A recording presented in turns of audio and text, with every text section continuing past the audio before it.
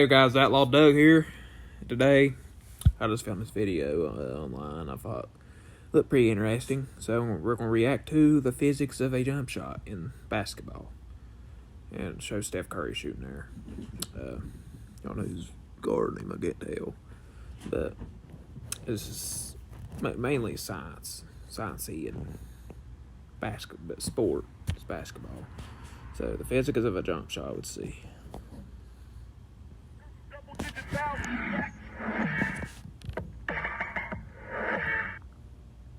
In this video, I'm going to explain some of the physics of shooting to you.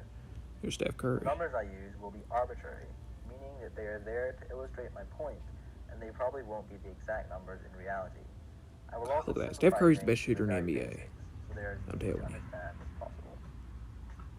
In order for the ball to go through the hoop, it must follow the trajectory that I have drawn.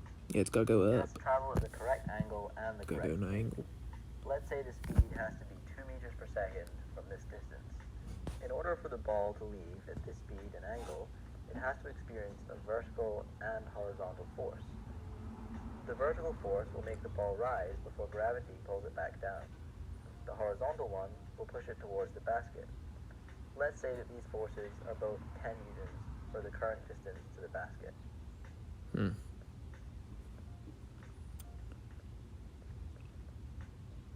This is scenario 1. As you can see, I'm standing completely flat-footed. Yeah, it's got to angle up for it to go in. The force that I generate will come from just my arm.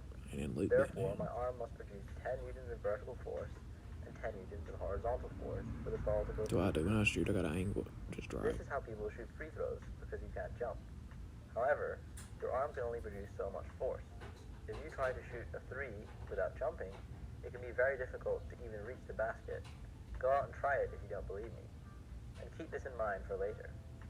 This is scenario 2. Here, I'm jumping straight upwards when I release the ball.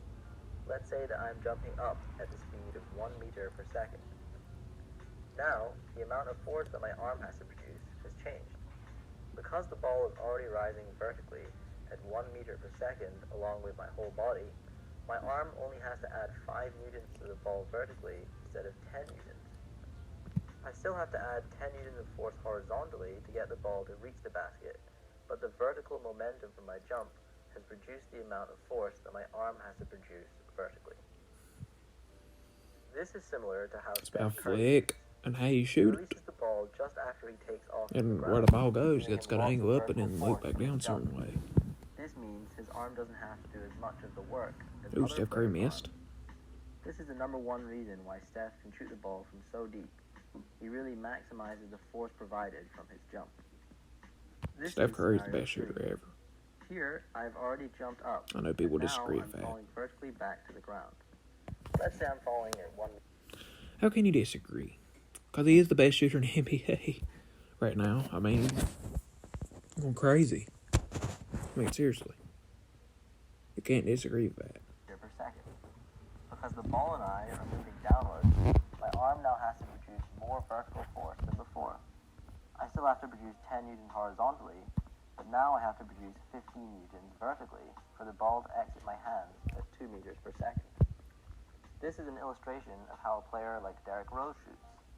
He explodes upwards to a high point, but his release takes place as he starts to fall back to the ground. This is why he misses short on three-pointers. His explosive jump doesn't actually add any power to his shot. In fact, it takes force away from his shot. Derrick is physically stronger than a player like Steph Curry. So how come Steph can shoot easily from 5 feet further back? This is the answer. This is scenario 4.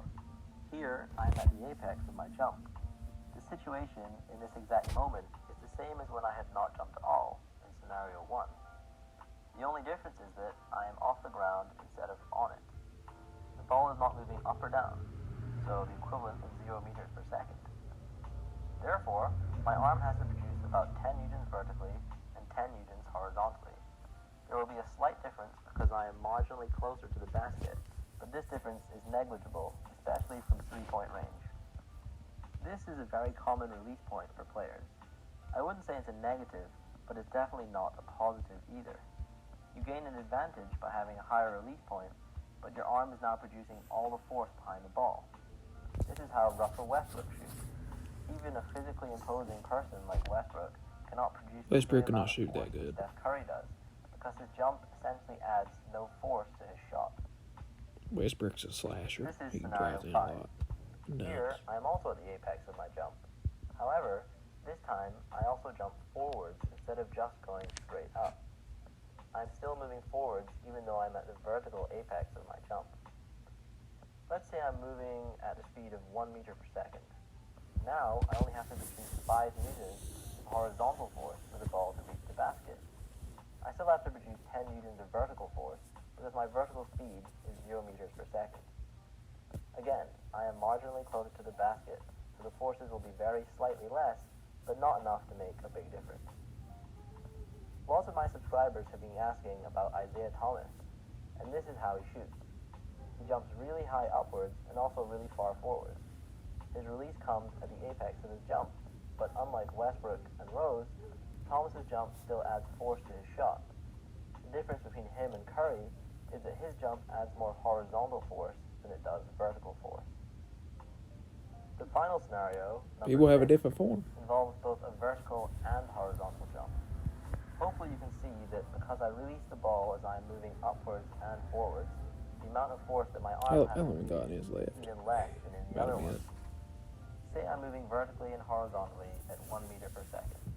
Now, my arm only has to produce 5 newtons in each direction for the ball to reach the basket. This is how someone like Kyle Korver shoots. He is considered to be a top 10 shooter of all time, so this is a great practice to incorporate into your own shot. Thanks for watching. I hope... Alright, so yeah. That was the arc of shooting, and people shoot a different way. They got different forms, and the ball my angle different, but you got it angled in a good way where it'll go in the basket about every time, or most of the time.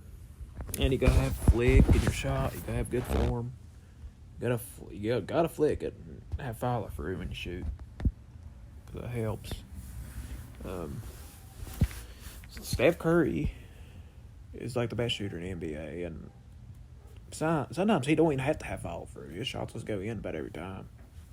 I swear. Sometimes he'll just shoot it, not even follow through, and it'll go in. If I shot like that, I feel like I'd miss every time. I got to follow through in every shot I shoot. That helps me make a lot of shots.